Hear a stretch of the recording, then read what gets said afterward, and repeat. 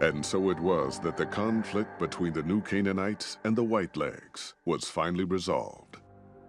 The courier's involvement had tipped the scale, shifting the fragile balance of power. Demoralized by the Dead Horse and Sorrow's attack the courier and Joshua Graham led against them, the Whitelegs retreated to Great Salt Lake. Their days were numbered.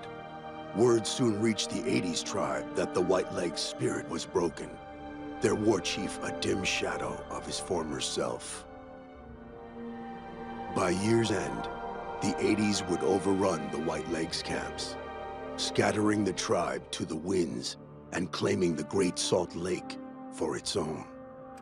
The Sorrows fought beside Joshua Graham and the Dead Horses, eradicating the threat the Whitelegs posed to Zion. Seeing the courier convince Joshua Graham to spare Salt upon Wounds, the Sorrows learned that retribution could be tempered by mercy. Though he despaired at the Sorrows' loss of innocence, Daniel took some small consolation in the courier's lesson and prayed it would take root. Having helped eradicate the Whitelegs from Zion, the Dead Horses returned to Dead Horse Point in triumph. They remained neutral toward the Sorrows, but as years went on, there were periods of competitive friction, even violence between the tribes. The New Canaanites, Daniel especially, intervened regularly as mediators, but found it difficult to reconcile the tribe's conflicts. The defeat of the Whitelegs in Zion marked a turning point in the fortunes of the Happy Trails Caravan Company. Every 2 months, the caravan met with the New Canaanites in Zion Valley to trade. Happy Trails soon returned to prosperity. The vigilance of the Sorrows and Dead Horses in defending southwestern Utah, initially startling to Happy Trails caravans, soon proved a blessing. The tribes united against the 80s, driving them back from Highway 50, and thus opening yet another trading route for Happy Trails caravans. Follows Chalk took the courier's words to heart and decided the big cities of the Mojave Wasteland and NCR were best left unexplored. Though he sometimes dreamed of distant lands, he continued to support his family at Dead Horse Point, and eventually, his wanderlust faded.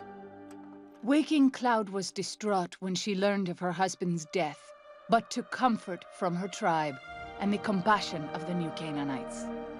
She forgave Daniel for having concealed her husband's fate from her, and learned to accept his fate.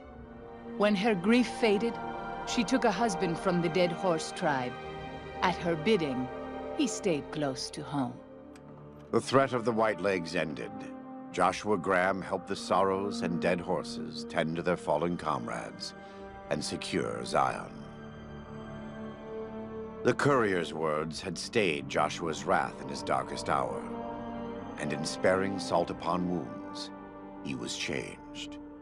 While he continued to advocate militant opposition to the enemies of New Canaan, he sometimes showed quarter to those who crossed his family. Eventually, this new spirit would diminish the myth of the burned man in distant lands. A small price for the peace it brought to Joshua Graham. For years after the defeat of the Whitelegs, Daniel did his best to minister to the Sorrows' spiritual needs. Try as he might, he could not hold back the tribe's increasing militancy and reverence of Joshua Graham. Demoralized, he returned to his family in Dead Horse Point. His failures haunted him for the rest of his days. And with that, the courier walked out of the history of the tribes of Zion and back to the gathering storm of the Mojave Wasteland.